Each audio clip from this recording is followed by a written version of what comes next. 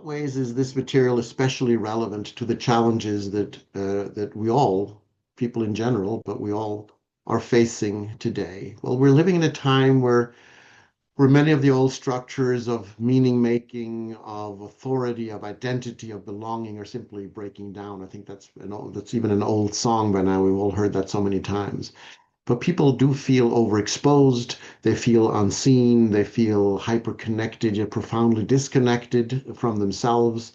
And in that context, Black Moon Lilith becomes deeply relevant because she speaks to the parts of the psyche that refuse premature adaptation, false belonging, or the pressure to become digestible to the collective, to just become swallowed up by the whole.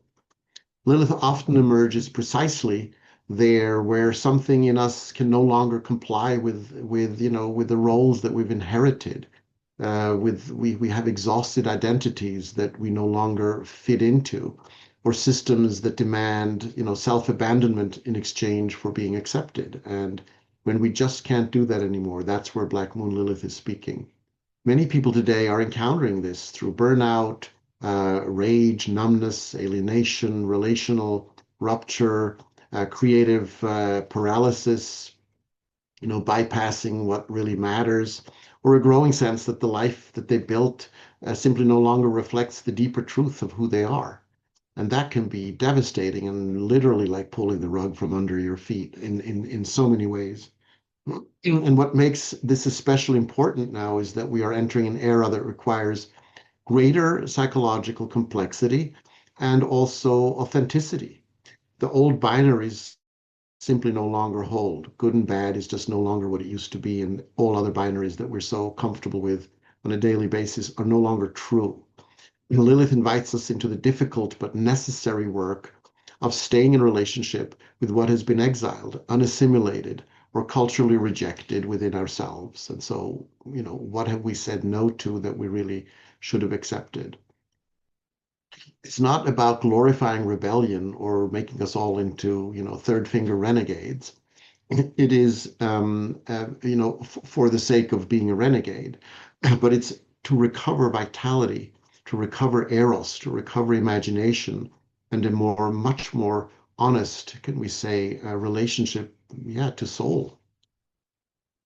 And from an archetypal perspective, Black Moon Lilith also helps us understand, where the psyche resists domestication. And there are certain planets that resist domestication as well. Venus, for instance, will not be domesticated. And and um, and and this part of us, this portal shows us where we can access that energy that resists domestication. And Black Moon Lilith reveals Lilith in that sense, the energy that comes through the portal, reveals where life may demand, a deeper form of embodiment and truthfulness, even when that truth disrupts carefully constructed identities. And that, again, can be very painful. In that sense, Lilith is not simply a dark feminine figure. She's much more. She's an initiatory force that asks whether we are willing to live from something more essential than adaptation alone. And this course, approaches Lilith not as a pathology, not or empowerment branding or abstract theory, but as a living encounter. So we're going to do exercises, and my teaching partner and friend Vanya is brilliant at this, is really creating experiences for people to take you into a place of a physical embodied experience of this work and not just an intellectual pursuit. So this is very much a participatory course. And we know that people will be transformed just by encountering some energies that they have either rejected or been afraid of, or avoided. And so I think it takes guts to take this course, and I encourage people to have the guts to take it. So we're going to meet ourselves in ways that are not always comfortable, but hugely freeing ultimately. And so, this is about psychological, relational, mythic, and embodied approaches. We're going to do all of them. And at a time when so many people feel fragmented and torn into all kinds of directions, or performative, or spiritually displaced, that such an encounter can become profoundly transformative, and that's what I'm promising.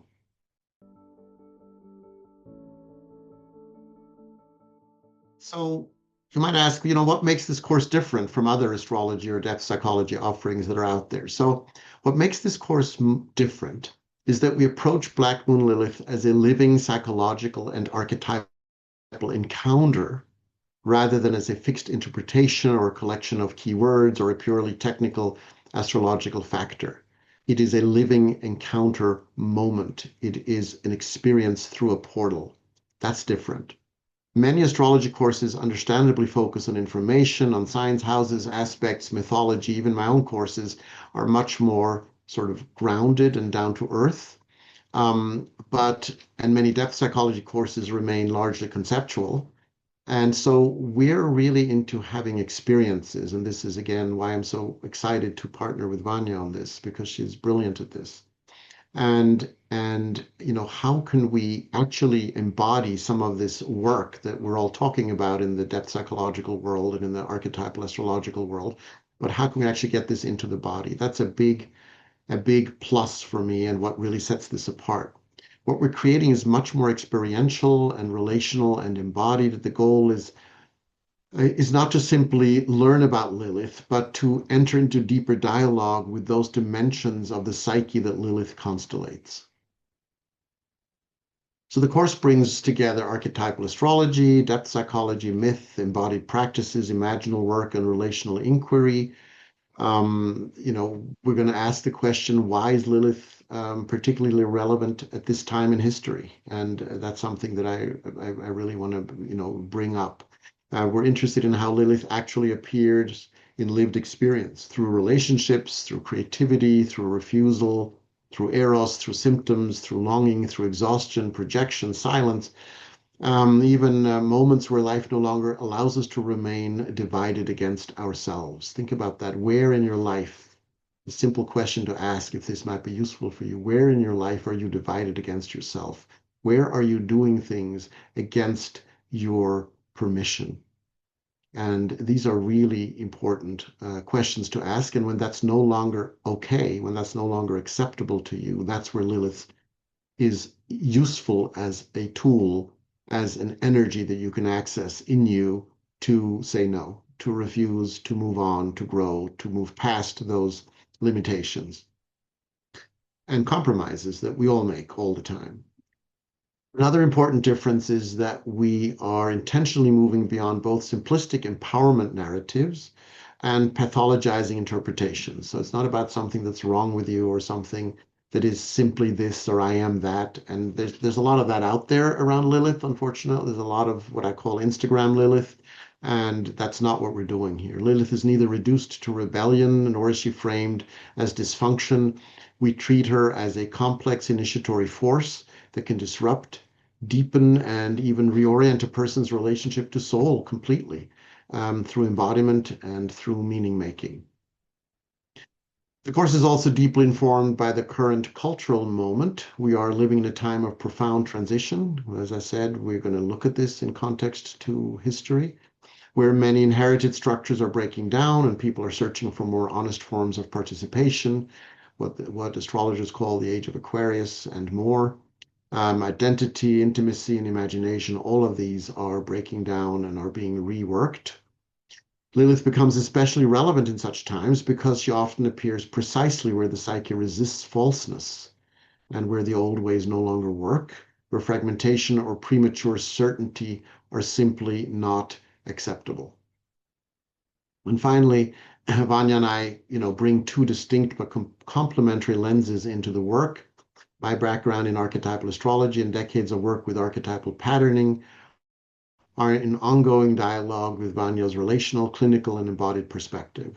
So this creates a field where symbolic understanding and lived human experience, that to me is so important that we get a felt sense of this, continue to inform one another. It's not an intellectual exercise, it's an embodied exercise, this course.